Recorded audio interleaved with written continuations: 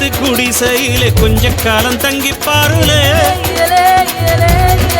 கூரையின் ஓட்டை வீரி செல்வாடி நட்சத்திரம் எண்டி பாருலே.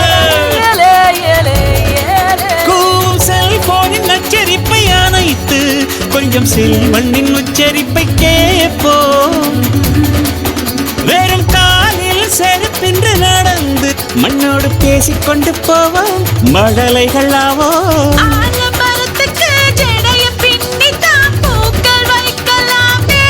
உலோரம் ஐயனாரிடம் கத்தி வாங்கித்தான் பென்சில் சீவலாமே.